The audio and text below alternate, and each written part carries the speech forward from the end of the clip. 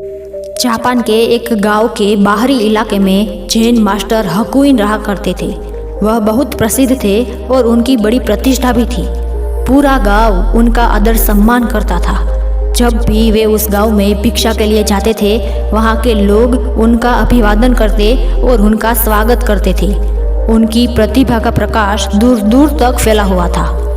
1-2 साल में मास्टर हकुइन उस गांव के प्राण बन गए। उसकी वहां पूजा होने लगी। लेकिन एक दिन सब कुछ बदल गया।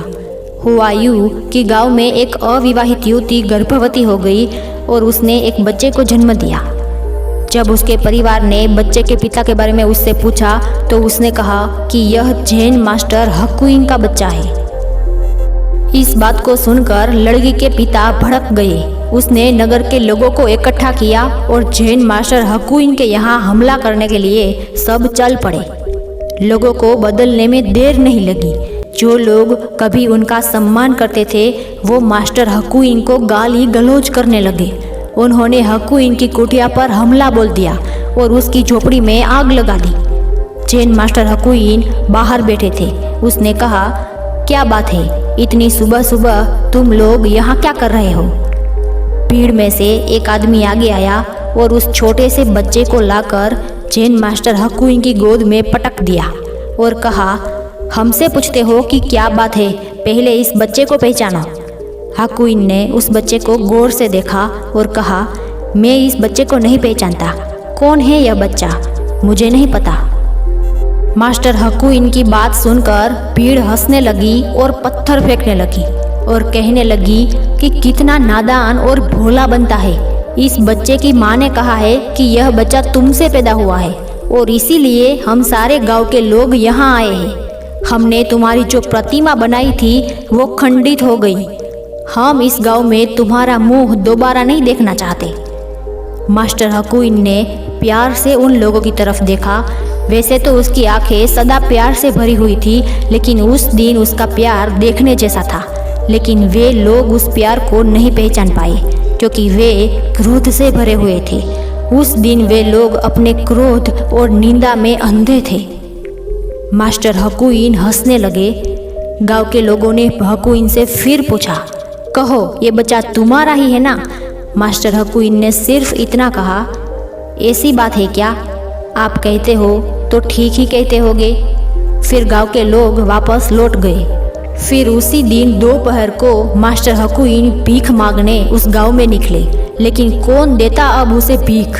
वे लोग जो उनके चरण छूने को तत्पर रहते थे, अब उसे देखकर अपने द्वार बंद करने लगे।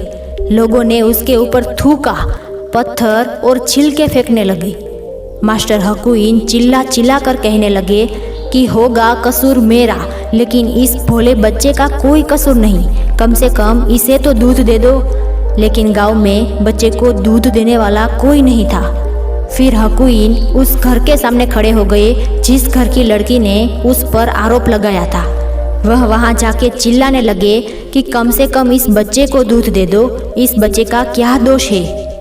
बच्चा रो रहा था। बच्चे के रोने की आवाज़ सुनकर वो लड़की पिघल गई। वह जाके अपने पिता के चरणों में गिर पड़ी और कहा, मुझे क्षमा करें, मैंने झूठ बोला था। मैंने मास्टर हकुइन का नाम इसलिए लिया था क्योंकि मैं बच्चे के असली पिता को बचाना चाहती थी, लेकिन मास्टर हकुइन की इसमें कोई गलती नहीं। देखते देखते वहाँ भीड़ इकट्ठी हो गई। लड़की के पिता को एहसास हुआ कि उसने कितनी बड़ी गलती की है। वो घर के बाहर भागा और मास्टर हकुइन के चरणों में गिर पड़ा। उसने कहा, मुझे माफ़ कर दो, मुझसे बहुत बड़ी गलती हो गई। यह बच्चा आपका नहीं है, इसलिए अब हमें लौटा दो।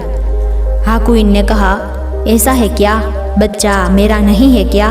तुम लोग कहते हो तो ठीक ही कहते होगे। तभी भीड़ में से लोगों ने कहा, तुम क्या पागल हो?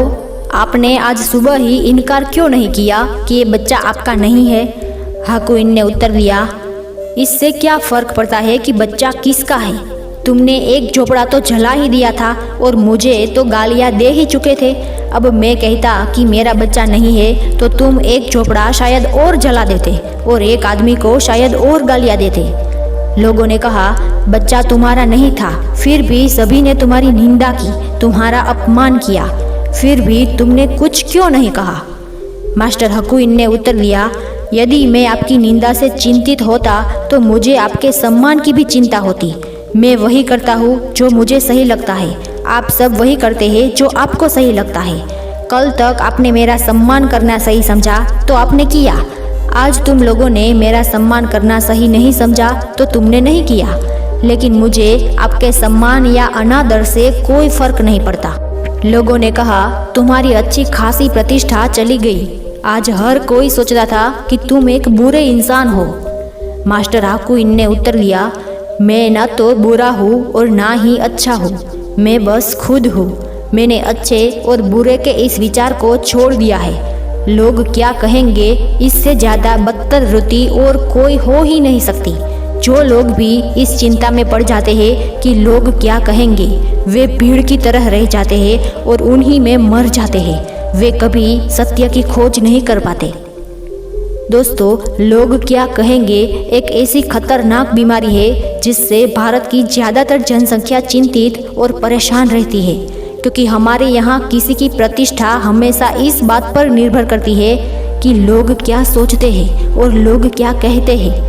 इसीलिए यदि अपने बारे में सोचना है तो दूसरों के बारे में सोचना छोड़ दो, और यदि दूसरों के बारे में सोचना है तो अपने बारे में सोचना छोड़ दो।